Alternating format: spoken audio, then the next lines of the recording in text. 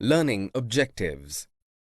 After completing this module, learners will be able to differentiate between Indian education system and British education system, recall the report of William Adam, highlight the drawbacks of Indian education, outline the advantages of promoting education in India, discuss the impact of Western education on Indians, explain the agenda for the national education, discuss the ideologies of Mahatma Gandhi and Rabindranath Tagore.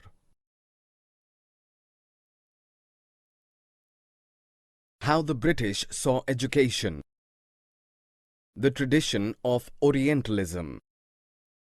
In 1783, a linguist named William Jones was appointed as a junior judge at the Supreme Court set up by the company. William Jones started studying ancient Indian texts on law, philosophy, religion, politics, morality, arithmetic, medicine, and other sciences. Englishmen like Henry Thomas Colebrook and Nathaniel Halhed were busy discovering the ancient Indian heritage, mastering Indian languages and translating Sanskrit and Persian works into English. Asiatic Researches, a journal, was started in the Asiatic Society of Bengal, set up by Jones and Englishmen. The British thinkers promote Indian literature and heritage. British thinkers believed that their findings would help British in learning from Indian culture. It would help the Indians to rediscover their own heritage and the glories of the past. In order to promote the study of ancient Indian texts and teaching Sanskrit and Persian literature, many institutions were set up by British. In 1781, a madrasa was set up in Calcutta to promote the study of Arabic, Persian and Islamic law.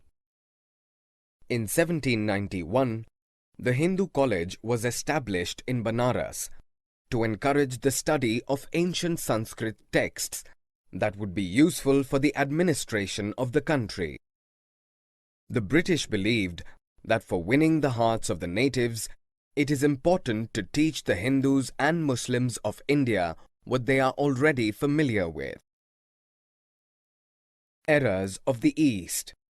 In early 19th century, the Orientalist version of learning was criticized by many British officials.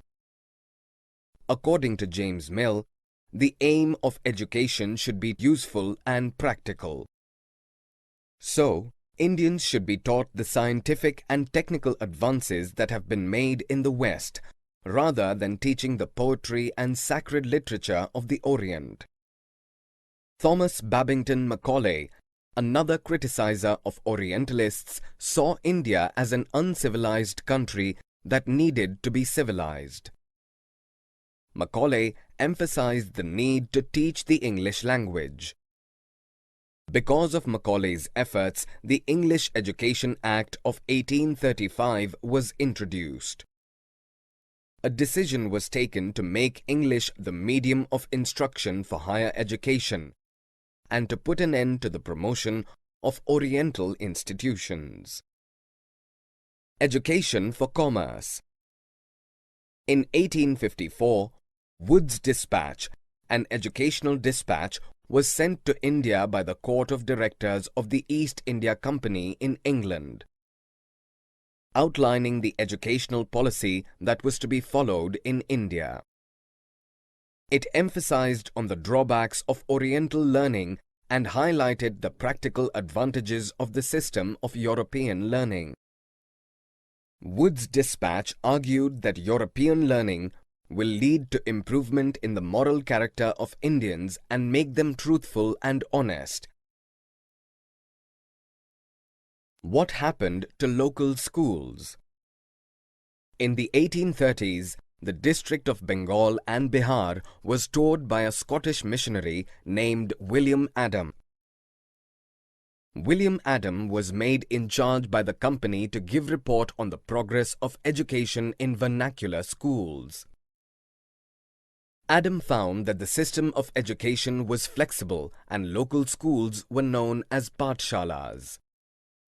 There were no blackboards, no system of separate classes, no roll call registers, no fixed fee, no printed books, no separate school building, no benches or chairs, no annual examinations, and no regular timetable.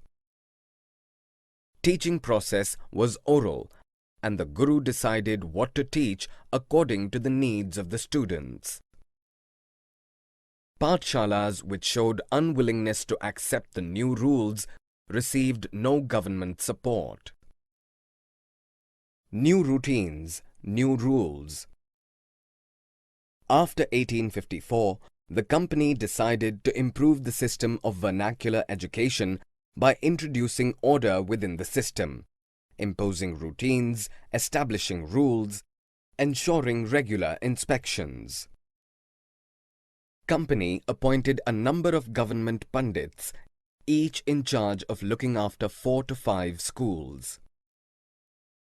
Teaching was based on textbooks, and learning was to be tested through a system of annual examination. The pathshalas which accepted these new rules were supported by government grants. The agenda for a national education. Some Indians that were impressed with the development in Europe felt that Western education would help India in modernization.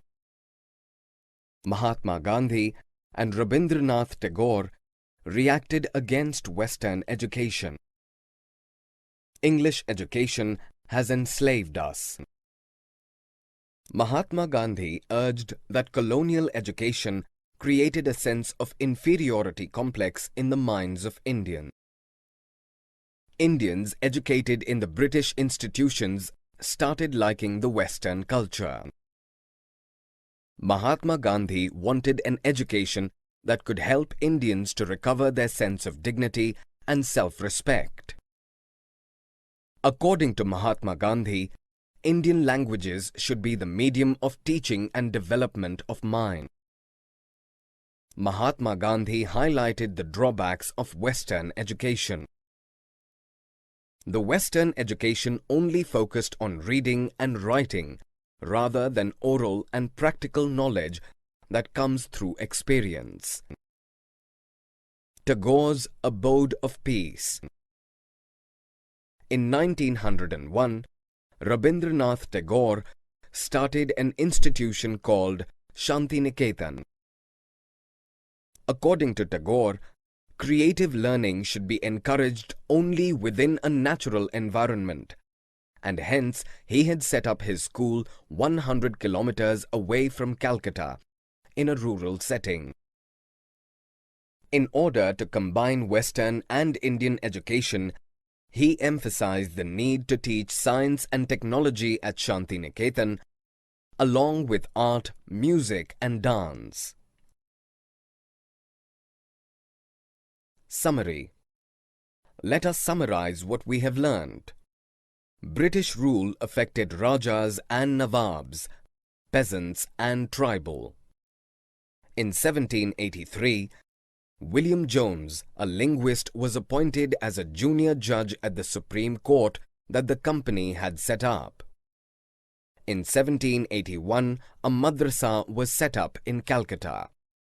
In 1791, the Hindu College was established in Banaras to encourage the study of ancient Sanskrit texts that would be useful for the administration of the country. Macaulay emphasized the need to teach the English language. Following Macaulay's Minute, the English Education Act of 1835 was introduced. In 1854, Wood's Dispatch, an educational dispatch, was sent to India, outlining the educational policy that was to be followed in India. It emphasized on the practical benefits of the system of European learning.